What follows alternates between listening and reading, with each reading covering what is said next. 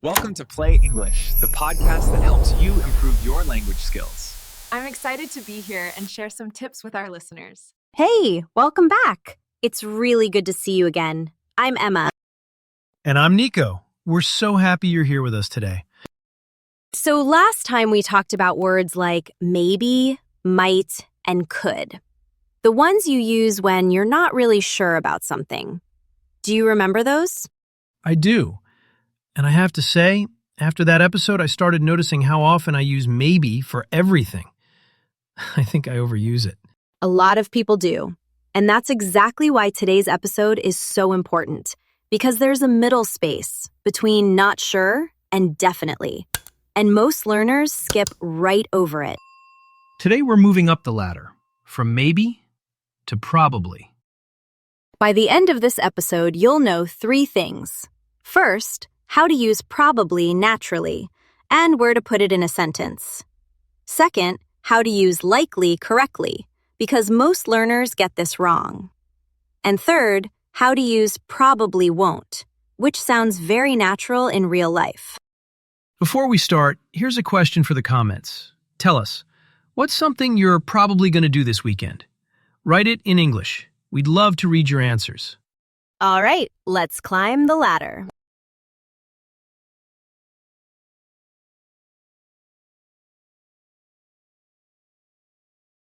So let's start with something really important. I want you to really listen to this one. What's the difference between these 2 sentences? Okay. Sentence 1, it will rain tomorrow. Sentence 2, it will probably rain tomorrow. What do you notice? They're very similar, but the second one feels a little less certain. Right, and that's the whole point. Will sounds like you're sure, like it's a fact, but probably says, I'm fairly confident, but not completely. I see. So probably is like a softener. Yes, a very confident softener. Think of it this way. Will is 100%. Probably is around 80 or 90%. You're expecting it, but you're leaving just a little room. That actually makes sense, because in real life, we're not always 100% sure, even if we feel pretty confident. Right, and native speakers use probably all the time for this. Not to sound weak, but to sound honest. Here are some examples. She will probably be late. He will probably call you back. The meeting will probably finish by 5. Each one, confident, but not absolute. I like that. Confident, but honest. That's it. And here, listen to the difference between this episode and the last one. Maybe it will rain. That sounds unsure. You don't know. But it will probably rain. That sounds like you're expecting it. You're not certain, but you'd be surprised if it didn't happen. So if maybe is around 50%, probably is like 80 or 90%. So maybe is still open. Probably is leaning toward yes. Yes, that's the latter. And for everyone listening, try saying one of those out loud right now. Pick any one. She will probably be late. Say it. Get used to how it feels. Okay, so now we know what probably means, but here's where learners often make mistakes. The position of the word. Oh, this is something I had to learn. I used to put it in the wrong place. So let's make it simple. The most natural position for probably is right before the main verb, or after will. Listen, it will probably rain. She will probably call. They will probably be there. Probably sits right before the main verb. Rain, call, be. So not at the end? Not it will rain probably? No, it will rain probably sounds wrong. The word doesn't belong at the end of the sentence. What about at the beginning, like probably it will rain? That's possible, but it sounds a little unusual in everyday speech. It works in writing, or if you want to emphasize the uncertainty. But for natural conversation, the cleaner choice is, it will probably rain, or it's probably going to rain. So probably going to also works. Yes, it's probably going to rain. She's probably going to be late. These are very natural, very common. Now, listeners, quick check. Which sounds more natural? They will go probably to the party, or they will probably go to the party. Think about it. The answer is the second one. They will probably go to the party. Probably sits right before the verb, go. One more thing before we move on. In fast, natural speech, native speakers often reduce probably to 2 syllables. Probably. You might even hear prolly, so don't be surprised when you hear that. You can still say the full word, probably, and it sounds perfectly natural. But now you'll recognize it when you hear it. That's really helpful. I remember hearing prolly and not understanding what word it was. All right, so now we've covered probably, but there's another word on this level of the ladder that learners often get wrong, and that word is likely. I think I've made mistakes with this one. Most learners do, because likely looks simple, but it has a specific structure. Let me show you. The most common correct form is, it's likely to rain. You use likely to plus a verb. She's likely to call. He's likely to be late. They're likely to cancel. So it's likely to plus the verb, not just likely by itself. Right. Here are the mistakes we often hear. It likely will rain. That sounds awkward. It's very likely rain. That's missing the to. The correct versions are, it's likely to rain. Or, if you want to be more formal, it's very likely that it will rain. That second structure, likely that, is more common in writing or the news. So in conversation, it's likely to rain is the cleaner choice. Simple, natural, correct. Now, here's one more form that's worth knowing. You'll hear this on the news or in formal writing. Rain is likely tomorrow. Subject first, then is likely. Delays are likely. Changes are likely next month. This is more formal, but it's good to recognize. Okay, so 3 forms. It's likely to rain, it's very likely that it will rain, and the news style. Rain is likely tomorrow. Perfect, you've got it.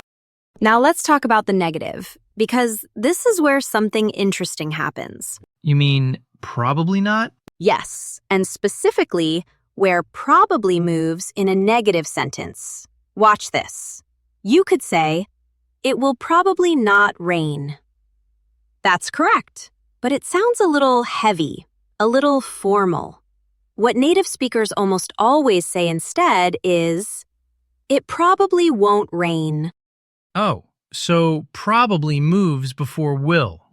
Right. In negative sentences, probably jumps in front of won't. I probably won't go. She probably won't call. They probably won't be there. That rhythm, probably won't, sounds so much more natural. I'll be honest, I used to say I will probably not go, and it sounds fine. But I probably won't go sounds more like a real person. That's such a good way to describe it. Probably won't is the natural spoken form. Once you start using it, you'll notice native speakers say it constantly. Listeners, try it out loud. I probably won't be home until late. Say it. I probably won't finish this today. The rhythm is very natural once you get used to it. Okay, here's one more use of probably that I really want you to know, because this one comes up all the time in real life. What's that? Using I'll probably for your own plans. When you have a plan, but you want to leave a little room just in case. Oh, like when you're not 100% sure yet. Right, compare these two. I'm going to the gym tonight. That sounds like a firm decision. You're committed. But I'll probably go to the gym tonight. That means I'm planning to, I'm 85 or 90% sure, but don't be surprised if something changes. This is actually something I use a lot in conversation. It's very honest. It's like, I mean to do it, but I'm not making a promise. Yes, and in English, this is very normal and natural. It's not being lazy or uncommitted. It's just being real. Some more examples. I'll probably call you after work. We'll probably have dinner at home. I'll probably take the bus. These all sound like real, everyday conversation. And it's polite, too. It manages expectations, like, don't count on it 100%, but this is my plan. Managing expectations. That's a great way to put it. 2 quick things before we wrap up. First, there's a good chance. This is a casual, conversational way to express the same idea. Like, there's a good chance it will rain. Yes, it basically means the same thing, but it sounds a little more casual, more like something you'd say to a friend. There's a good chance she'll be late. There's a good chance they'll cancel.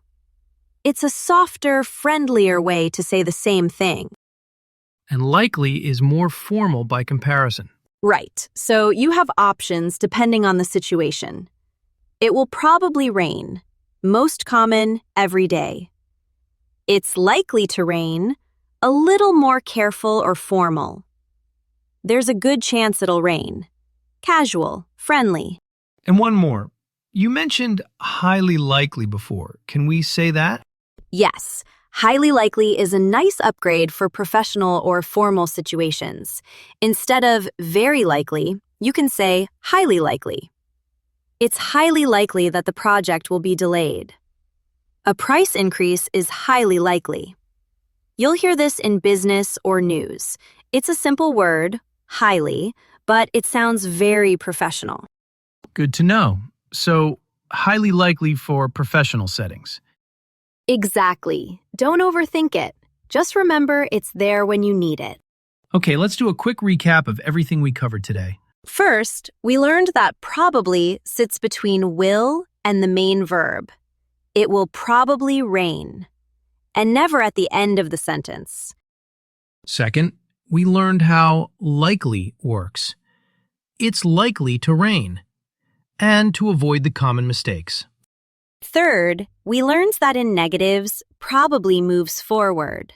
I probably won't go sounds much more natural than I will probably not go. Fourth, we learned to use I'll probably for plans, when you're almost certain but leaving a small door open.